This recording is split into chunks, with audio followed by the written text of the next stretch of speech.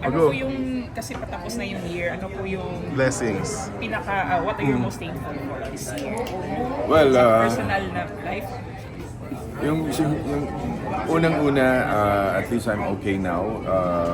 Despite my operation sa Achilles ko, fully recovered na ako. Back to normal, I can go back to work. Kumbaga, kahit na napilay ako, nakagawa pa rin ako ng tulume for the last, before mag-end itong taon na to, until February. Tapos meron akong bagong apo, tapos meron akong lawyer, meron akong anak na doktora. Dami, diba? Tapos ano pa? Tapos we're okay in the survey, doing very well in the survey. Tapos ano pa ba? Daming blessings. Nakikita nyo, I'm everywhere. Umiikot tayo buong Pilipinas. Nakikita nyo, nakagawa pa ako ng project ng Walang Matigas na Pulis na Matinik na Misis. But in yung trabaho ko sa Senate, I've never been late, never been absent. Perfect attendance po ako. At marami tayong performance sa Senado. Kahit you can check my performance in the Senate. Kaya tayo maraming award na natatanggap din because of our performance. Senator, Christmas po, nasan kayo? Ano ang plano? Christmas, dito lang kami sa Cavite. Okay. Sa farm with the whole family. And then, nagyaya yung mga kapatid ko sa Korea, but mukhang may gulo yata doon eh. So baka dito na lang tayo. Okay. Pwede ka na nag-shoot mo na to.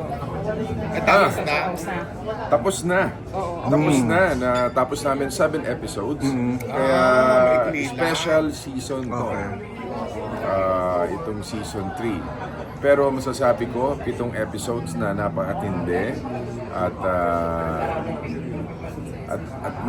tingin ko it's better than 1 and 2. Kasi mas buo yung puso, buo yung sa family values na makukuha mo at maraming aral na matututunan. Ito yung season na natatawa ka pero maiiyak ka, yung ganon. Kaya tapos at the same time yung actions natin matitindi. Maraming mga action scenes na talaga namang death-defying stunts na ginawa ng dito sa pelikula na to. Kaya abangan nyo yan. May mga underwater, may mga nandun ako. May double ka ba? Dahil siyempre... May mga pagkat sobrang tindi na, kailangan mo ng double.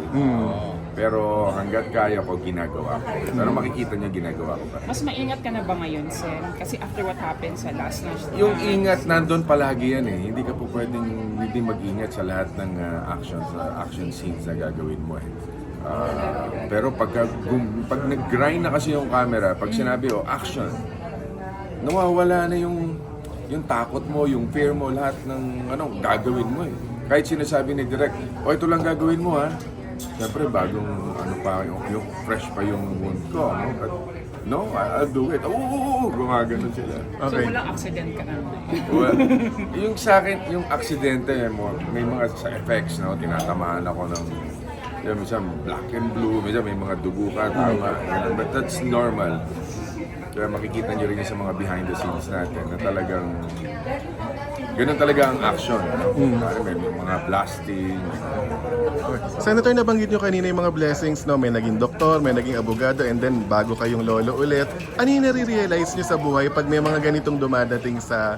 Ano yung pinaparealize sa inyo? Isa lang, I'm so blessed. Okay. Mahal tayo ng Diyos. Despite na matindi mga pinagdaanan ko sa buhay. Ito yung binigay niya sa akin na regalo after nung pagsubok na dumating sa akin. Kaya very, very thankful kay God. Kaya sabi ko nga, itong pagsisilbi ko sa tao, kahit buhay ko, itataya ko, talaga, galing sa puso ko yan. Kaya ako wala akong takot na tumawid kahit saan sulok ng bansa, basta makatulong sa ating mga kababayan. Okay. Thank you so much.